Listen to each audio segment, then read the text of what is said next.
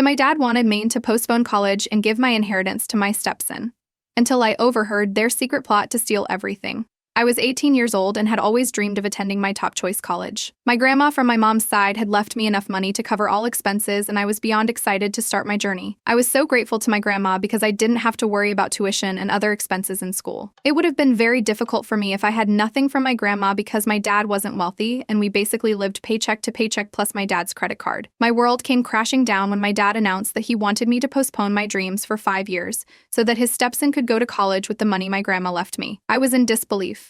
How could my dad even suggest such? My grandma had specifically left me the money so I could pursue my dreams, and now my own father was asking me to give it up. I had no one to run to fight for me. My mom died giving birth to me, and my only connection to my mom was my grandma, who also died last year.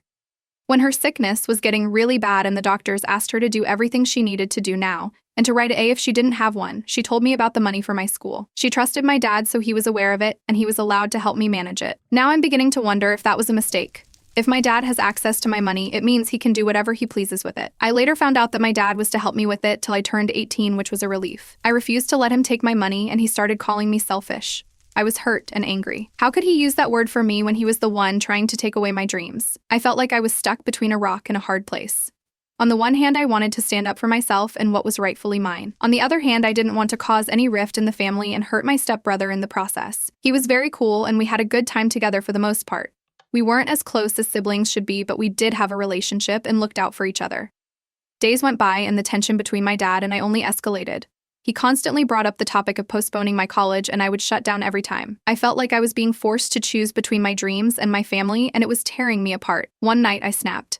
I threw a tantrum and caused a scene, revealing all the times he had put his stepson ahead of me. I let out all my pent-up frustration and made sure he knew just how much he had hurt me. I told him about all the times he chose to get something for him and said I'll get mine the next time, which never happened. He was always asked to pick what he liked first if we had to pick. He and my stepmom paid more attention to him and sometimes made me feel invisible and unloved. I asked him if he knew how hurtful it was that he missed my activities in school, but despite his hectic schedule, he and my stepmom were always present for my stepbrother. I said everything that he did to me, and even some I didn't realize had hurt me. To my surprise, my stepmom soon came to me, begging for my forgiveness. She explained that my dad had been struggling with his own guilt and didn't know how to handle the situation. He was torn between giving his stepson the chance of a better future and not wanting to disappoint me. I was shocked, and I had never considered that my dad might have his own struggles and fears. I realized that his actions were not solely driven by selfishness, but by a desire to do what was best for his family. At that moment, I decided to forgive him and find a solution that allowed his stepson and me to go to college. It was challenging, but we worked together as a family and found a way to make it happen. You wouldn't believe what happened after cracking my head to see how my stepbrother and I could share the money my grandma left for me. I thought it was all a plot to steal it. I came home earlier than expected one evening. I overheard my dad and stepmom speaking. She told him that he better come up with a way to get her son's complete fees from me because he had to go to the best university in the country once he graduated high school the following year. My dad asked her if she wasn't satisfied that I had agreed to share the money. He also said he knew she had been saving money for her son's fees and she was just being greedy, and he was her accomplice by enabling her. She countered him, saying he couldn't act like a saint because they both were trying to get my money from me. If not, he wouldn't have falsified the total amount needed for her son's fees. I couldn't believe what I was hearing. These people I had trusted with my life for the past 18 years were plotting how to cheat me out of what was rightfully mine. I called my grandma's lawyer immediately to stop him from doing anything about sharing the money because I had changed my mind. I told him about the conversation I had just heard. It was then I came to find out that my grandma had left me more money than my dad had told me about, and it wasn't just enough for my fees. It was enough to change my whole life. Even before I knew the exact amount, I had planned to give some of it to my dad to start a business as he asked. He promised that if I ever needed it, he would return it. They were arguing in the kitchen, so I walked in on them clapping and telling them bravo for planning how to steal my money. I told them they would not get a cent from me as long as I lived, and I was moving out the same day. After all, I could afford it, thanks to my lawyer for telling me how much I actually owned. I asked my dad how he intended to steal the rest of the money he didn't tell me about, but he didn't respond. I left for one of my friends' houses that night with most of my most important belongings. I didn't have much because it was not like they cared for me properly. I wasn't their golden child, so everything I owned fit into 2 boxes, a big box and a small one. The next day, I met up with the lawyer and got all the needed details. He informed me that he would still have had to tell me the total amount and have this meeting with me, so there was no way my dad would have taken my money without me knowing. I was still shocked from the night before, and my dad has been trying to reach me since I left, but I don't plan on speaking to him. The only person I answered from home was my stepbrother. He had no idea what was happening, and his parents were using him to steal from me. I told him everything, and he was disappointed in our dad, but he wasn't surprised at his mom. So he said he knew his mom was saving up money for me, so he was surprised to see that she wanted me to share my inheritance with him. So he said when he tried to question her, she silenced him and asked him never to question her about the matter again. My stepmom knew where I would be, so she came to my friend's house, and his mom pleaded with me to speak to her. After making her wait for close to an hour, I came out of my room to see her. She was full of smiles like nothing had happened. She asked me why I left home and that my dad was worried sick. She made no reference to the conversation I had clearly overheard, but it was like her deliberately not talking about it was going to make me forget. When she was done, I politely asked her to leave. So I told her that I never wanted to see her again and that she should not try to reach me because I was going to block her from getting to me in every way possible. She went on about how she had been a perfect mother to me since my mom died and I was not appreciative of all her sacrifices over the years. That struck a chord in me. I was really trying to not get into any altercations. I had made my decisions and no one was going to change them, but hearing those words spill out of her mouth did something to me. It got me on my nerves. I was almost seeing red, and if not that I couldn't beat up a woman, I would have given her a good beating. Instead, I took her by the hand and forced her to leave. I told her that at every point she did something for me. She did more than 100-fold for her own son and made me feel like she was doing me a favor by letting me live in my father's house. I told her to tell my dad that he should forget about the money I was going to give him. I told her that they can all forget that I even exist because they don't exist to me. Danny, your parents are not worthy of you. You were willing to share with your stepbrother even when you thought it wouldn't be enough. If you let them back into your life again, they will steal from you. So in TA, how does a father let his second wife treat his biological child like trash? Shame on anyone who behaves like that, but it's said that it's very common these days. I, a teen female, have a brother, 19 male, who is a cinephile and has a camera in his hand since the ripe age of 6. We have always been doing shoots together indoors and outdoors. Recently, he had a project for his film school. I asked if I could shoot for him and kept insisting, which I didn't care as I've always been the only person who is in his short films or shoots. I told him I'll do this and he wanted it to be 15 minutes long. After we were done with the scenes, he wanted outside. Our parents were on a work stay, so we had the free house to do shooting and no interruptions inside. It was a scene where it was early morning and I woke up, make a coffee, sit on my balcony and smoked. The weather was beautiful and I understood the ambience he was trying to exude. Until before the scene, he wanted a sense of authenticity, realism, and intimacy in the scene. I asked him what do you mean and he said I sleep naked and it feels like a love letter to life. And I proceeded to say you want me to be naked in the short film that you will show your fellow classmates. He told me that that's a film and it's not weird as I am your brother, but not fully naked, just topless, and you can wear underwear.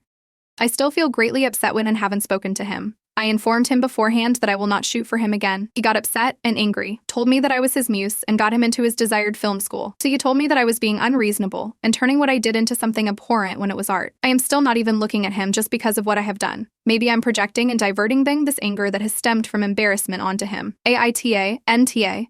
Okay, there's definitely more going on here than you seem to realize. Ignoring the obvious creep factor, he called you his muse. You need to go to your parents or a trusted adult immediately. Him refusing to delete the file tells you everything you need to know, and there is simply no way that he completed his editing within a few hours. Consider contacting the teacher to ensure he doesn't have the chance to play the video for his class. And be careful, I do not trust your brother, nor should you.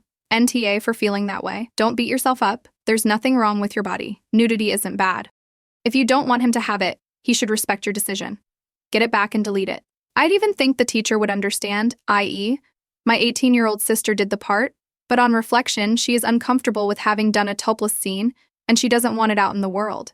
Maybe it's just your own feelings, but the description of the situation does make your brother seem a little off. If that's the feeling you get, and if you find he talks you into things you later regret, say no and set your boundaries.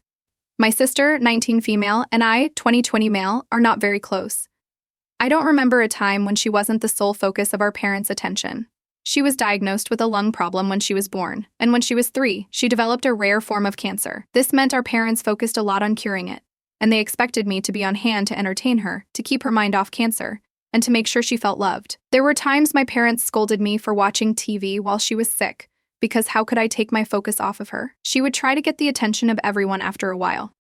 So we were left out of a couple of family weddings when we were kids because the bride and groom didn't want her, and my parents making her the center of attention on the day. So they already did that to my mom's sister. Her wedding day, my sister puked that morning, and my parents decided to tell the whole family beforehand because we'd be late. And then they showed up at the church, and Mom went to the front with my sister and announced to everyone that my sister was okay. And my aunt was so mad at her for that. She then had my sister go up to them when they were exchanging vows and give them both a kiss. My aunt actually stopped talking to my mom after that shit show. My sister is used to telling everyone she knows she had cancer, that she's got bad lungs still, and she's probably going to need more surgeries in future because her liver or kidneys were harmed by her cancer treatments. I admit to resenting the attention she gets. When I was 17, she asked me why I never pay the same kind of attention that our parents do, and I told her because she's not the only kid I know who survived cancer, and because in the real world people aren't taking their focus off everything to focus on her or any other cancer survivor. I told her it was rude to bring it up when someone else was celebrating or focusing on something. She asked me how it could be rude when people never tell her to stop. I told her people told mom and dad to stop. They just didn't listen, and because she was a kid, they wouldn't say it directly to her. I kind of walked away from my family after I moved out. My sister reached out to me recently, though, and wanted us to catch up. I was open to it, but once she got here, she started telling everyone about her cancer. She asked me to take days off work to spend with her because of cancer and being bored. My girlfriend was over, and she pestered her for hours while I was at work, and then called to complain to me that my girlfriend wouldn't entertain her. When I got home that night, I told her if she wants to be the center of attention, that she needs to go to our parents because she won't get that anywhere else. She told me I was mean and I just resented her and it wasn't fair. AITA for what I said. NTA, you just told her the truth and it sounds like you said it in a way that was direct and to the point without being mean. From her point of view, I expect she does think it isn't fair, probably from many perspectives. She is hurt that you don't want her around, and how dare you tell her that because mommy and daddy always told you to do whatever to keep her happy. So she has expectations from the past. Time to make it very clear to her that her expectations are out of date, and that as grown-ups, you all can choose how to live your life now and you choose not to be told what to do by your parents. That past behavior isn't a predictor of the future, and when you were beholden to your parents, you did what they asked, and that entertained her, and now you are not, and you don't have to do that, and therefore you are choosing not to cater to her needs. It isn't about fair and not fair. It is about making a choice, and she can make a choice to rely on herself and not others, to choose to learn how to be an adult or remain as a child dependent on others, just like you did. NTA, your parents have created this situation, but she is an adult now and can take some responsibility. I understand how difficult it must have been for your parents, and that they are so thankful she's a survivor, but they have gone to the far extreme of making her the center of everyone's universe and interrupting other people's special occasions. I am sorry you had to grow up in her shadow, and your sister does not seem to want to give that up. I agree that taking some space from her might be the only way to handle it unless she grows up a bit. Some people eventually get it, but many never do and just marry someone that worships them, and then they are even more insufferable. NTA, and here's something that I inferred from your childhood anecdotes. I think your parents gave your sister more attention because her being sick gave them more attention. They were so addicted to it that they couldn't recognize when they were being complete a-h to other people. I feel a bit bad for your sister because it will be an incredibly rude awakening for her when she has no one that can tolerate her presence besides her parents, and your parents turned her into this monster. Next story, I 27F have been married to my husband 34M for over a year. We've been together for 6 years. He's a gym freak, which I don't have a problem with except for when he sometimes tries to impose his routine on me, pressure me into adopting his dietary habits. I exercise too. I'm 5 of 6'130 lbs. But I enjoy my food and nothing will change that. That's not what I'm posting about though. Lately, I can't wear a dress without him telling me I look good, but that I would have looked better if I had that breast augmentation surgery. He never complained about my breasts for 6 years until the past 4 to 5 months. Mind you, he's been pressuring me to have the surgery for 4 months now, and I never snapped at him. Edit, I'm in a cup. Yesterday, we were getting ready to go to his friend's wedding, but I ended up staying home. He brought up the surgery again, and I snapped at him. I reminded him that we dated for 5 years before we got married. He had plenty of time to realize that I'm not good enough for him and break up with me to find a woman who is what he's looking for. I do have eyes. He's right, I'm flat-chested, but I have a nice body overall. He said he loves me and wants to be with me but feels he could be more attracted to me with bigger breasts. I ended up telling him to go alone. I can't shake off the feeling that our recent arguments are taking us down a toxic path. It's not the kind of relationship I want for us. Is this worth considering divorce over? Other than this, we do get along very well, but I feel like he's taking me back to the days when I would stand in front of the mirror for minutes thinking I would never find a man who would like me if I myself don't like what I'm seeing. Edit, for the weirdos asking/going to for pics to see if they're a handful or not. I'm asking if his behavior is acceptable or not if I'm really flat-chested. I am. I don't need to send any pics for you to judge. Update, I had no intention of mentioning divorce, not until I get some answers that could help with my decision. I was hoping we would end up agreeing on counseling or something. I just wanted an honest conversation to know if there was a way to fill that void for him without ever getting the surgery. So I sat him down last night, and just like usual, he tried to change the subject.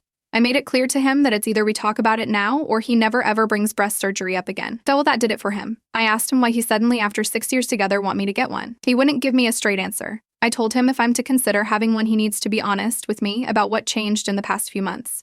With each pic, he said things like, "See, you would look 10 times hotter. She's not even as gorgeous as you are." But I asked him if I decide to never get the surgery, would he ever drop the idea? Like, can we move past it? He said it's something he can't stop thinking about because he really feels like he would be more attracted to me and that I myself would feel more confident with the boob job. I do have eyes, and just like I know how small my chest is, I know that I have a nice body figure. People see, people compliment, so they can't all be liars. I asked what he ever liked about me in general, because from the pictures he showed me, I didn't see any woman that resembled me even a bit. He said that I'm gorgeous and have a killer smile, and he likes my curvy hips. I asked if there's anything else he likes about me in general. I was hoping he would mention something other than my body or anything, and all he said was your lips. I told him since I'm considering breast augmentation surgery, is there anything else he thinks I could fix so he feels more attracted to me while we're at it? I hoped that he would at least say other than my boobs, he loves everything about me. He said, "You're good." From the grammatical errors, you could tell I'm not a native English speaker. I'm Brazilian. I told him I will think about it and said goodnight because I didn't want to give him the satisfaction of seeing my tears. I don't know if I'm just naturally stupid and never paid attention to the red flags, or he just decided to show me his true colors now that we're married. By the way, since some asked, yes, he does know about my history with my mother. Every woman in my family is a C cup, and up including my younger sister. I'm the only one with a cup face with tears of joy. He initiated sex later, and I told him there's a lot on my mind right now. He didn't even argue, and after like 5 minutes said I will pay for it. Don't you worry about that. When we met, he was around 230 pounds. He's 5 feet 8 inches and never went to the gym before. He's 190 pounds now. I'm mentioning this because some said I hooked up with him for his look/physique. Physique wasn't on the table back then, but it never would matter to me as long as the person in front of me cares about me for who I am. I myself not perfect. Anyway, he was so insecure about his looks and I never ever said a thing about it.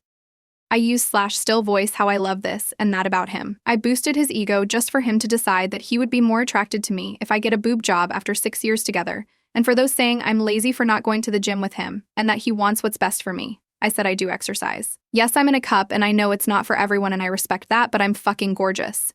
My mother/him or anyone else won't change that. I'm a babe, deal with it. He himself used to mention how I get looks all the time when we're out. I felt hurt and cried because it hurts to not feel desired by the person you love the most and want to be desired by other than that I'm perfectly happy with my body.